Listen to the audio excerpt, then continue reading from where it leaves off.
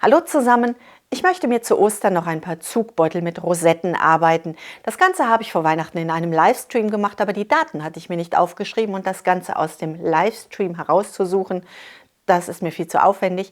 Also gibt es ein kurzes, knappes Tutorial, wo alle Informationen direkt da sind. Herzlich willkommen bei Needle Engine. Mein Name ist Elke und wir legen los.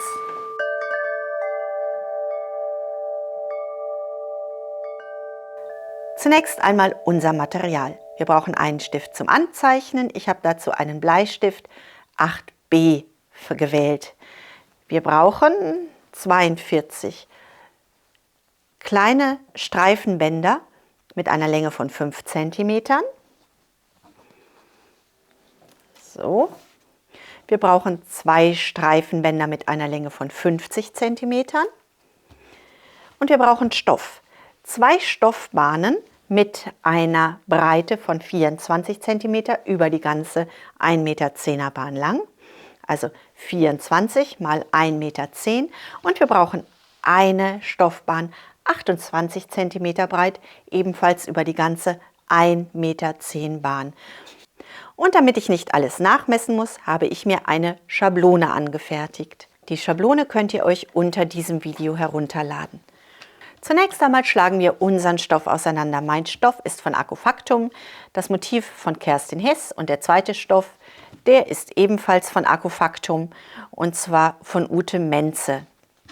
Wir nehmen unsere Schablone legen wir auf eine Seite. Wir nehmen einen Bleistift. Das Ganze ist wirklich super einfach und geht sehr schnell. Wir zeichnen den Anfang an. Die Nahtzugabe zeichnen wir nicht an und wir zeichnen das Ende an. Die Nahtzugabe ist nur noch mal eingezeichnet, damit ich weiß, dass ich sie habe.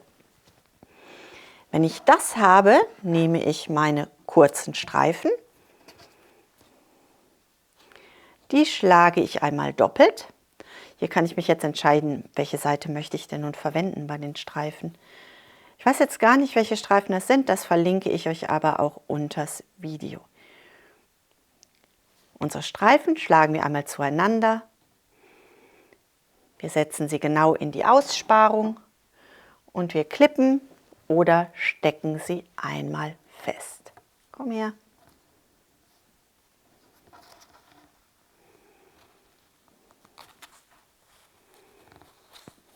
So, ich möchte sie gerne stecken, weil ich nachher meine Längsstoffbahn darüber lege. Das Ganze mache ich jetzt über die ganze Seite. Wir stecken 3 Stoffstreifen fest. Wir nehmen unsere Schablone, wir haben diesen äußeren Strich gezeichnet, wir schieben unsere Schablone einmal weiter, legen sie erneut an. So, wir zeichnen den äußeren Strich und wir legen 3 neue Schlaufen. Wenn wir die erste Seite zu Ende gesteckt haben, nehmen wir unsere Schablone einmal zur Seite. Wir legen unsere Stoffbahn gerade zueinander. So.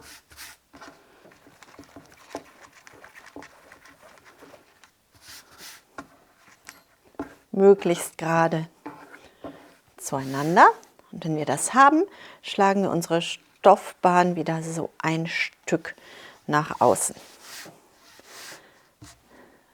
Warum?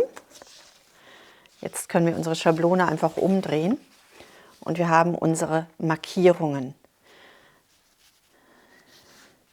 Wir legen unsere Schablone zwischen beiden Markierungen, wir legen die Außenkante wieder genau an und wenn wir jetzt unsere Stoffstreifen stecken, wissen wir, wir haben genau den gleichen Abstand auf beiden Seiten. Das muss nicht so sein, ist aber nett, wenn wir es haben. Und wir schieben und stecken über die ganze Bahn. Wenn wir das zusammengesteckt haben, ziehen wir unsere Stoffbahn wieder auf die ganze Breite. Wir nehmen die nächste, schmalere Stoffbahn. Die legen wir über die ganze Breite an. So. Und das Ganze stecken wir einmal zusammen. Hier klippe ich gerne. Damit ich später zum Schneiden und Nähen meine Markierungen wiederfinde, übertrage ich mir diesen Strich einmal nach außen. Wenn wir das haben, legen wir auf der zweiten Seite die nächste Stoffbahn an. Wir arbeiten immer von der gleichen Seite, damit wir da keine Verschiebungen haben. Die zweite Seite brauchen wir nur noch feststecken. Das Ganze geht schnell, es ist einfach, es sieht super schön aus. Und so schaut unsere komplette Bahn nun aus. Und das Ganze nähen wir einmal. Das heißt, meinen Kaffee stelle ich zur Seite.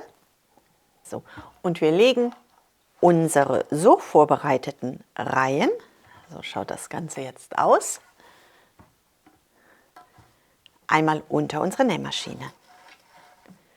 Wir brauchen nicht zu verriegeln, wir nähen das Ganze einmal füßchenbreit ab. Das heißt, die Außenkante unseres Füßchens läuft parallel mit den äußeren Stoffkanten und wir legen los. Meine Stichlänge habe ich auf 2 eingestellt. Ich habe immer noch meine Quiltnadel, weil ich sie nun mal hatte. Eine Universalnadel reicht da völlig aus. Und wir nähen das einmal ab. Wir nähen füßchenbreit, das heißt, die Außenkante unseres Füßchens läuft parallel zur Außenkante unseres Stoffes. Wenn ich an meine Nadel komme, ziehe ich meine Nadel heraus und ich nähe einmal zurück. Und wir nähen weiter. Bis zur Nadel, Nadel heraus, vor und zurück und weiter.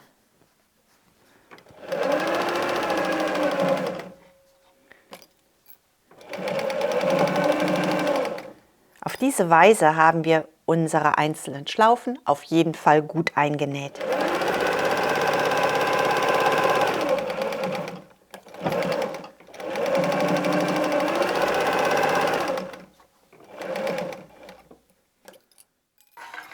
Und das Ganze wiederholen wir auf der zweiten Seite.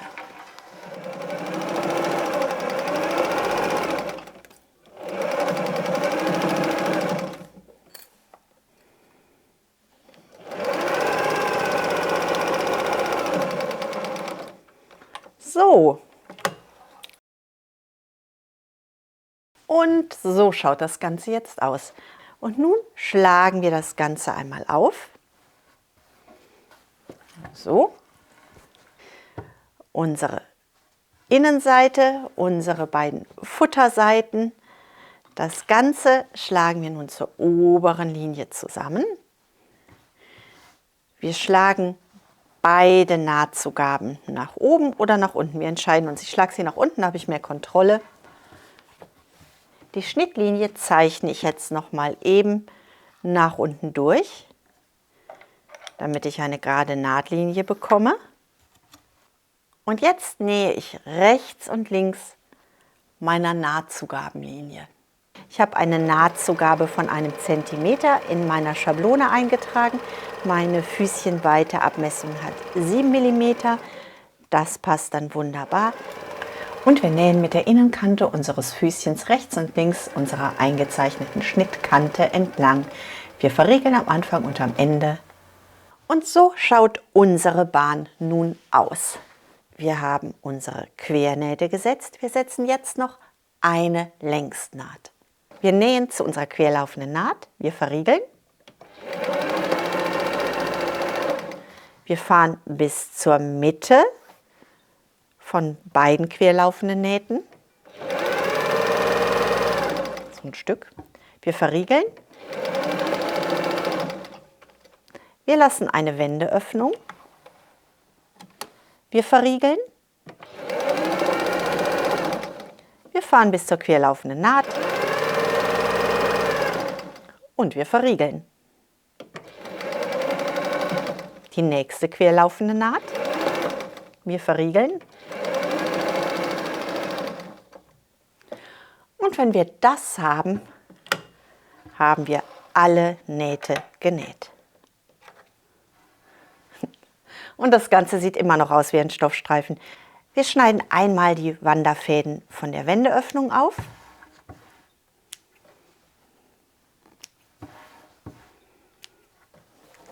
Und was wir jetzt machen ist, wir schneiden unsere fertigen Stoffbeutel auseinander. Wir haben eine Reihe fertiger Stoffbeutel. So. Wir legen an. Hier ist unsere Naht, hier ist meine eingezeichnete Linie und wir schneiden genau über die eingezeichnete Linie. Wir schneiden über jede eingezeichnete Schnittlinie. Dadurch zerteilen wir unseren langen Streifen und wir erhalten unsere einzelnen Beutel. So, jetzt brauchen wir unsere Beutel nur noch wenden. Das heißt, wir nehmen einen Beutel, nehmen die Wendeöffnung und wir drehen das Ganze auf die richtige Seite. So, wenn wir das gewendet haben, arbeiten wir die Ecken aus. Komm, du Ecke, da. Hey.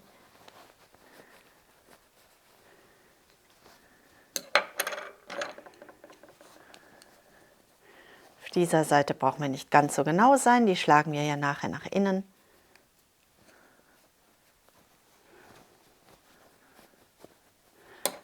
So.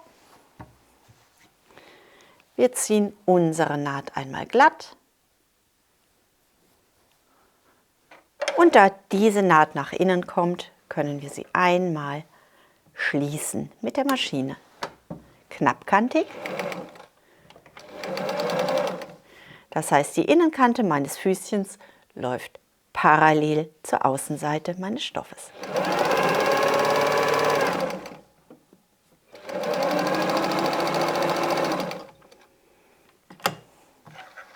So schaut der gewendete Beutel aus. Wir schlagen einmal, komm her, das Futter nach innen, so.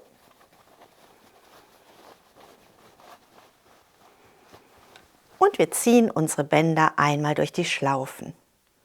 So, wenn ich ihn nun zuziehe, habe ich diese schöne, breite Rosette. Ich wünsche euch jetzt viel Vergnügen beim Nähen dieser Beutel. Bleibt gesund und glücklich und denkt daran, was immer auch passiert. Einfach weiter patchen und quilten und Beutel nähen. Bis zum nächsten Mal. Tschüss!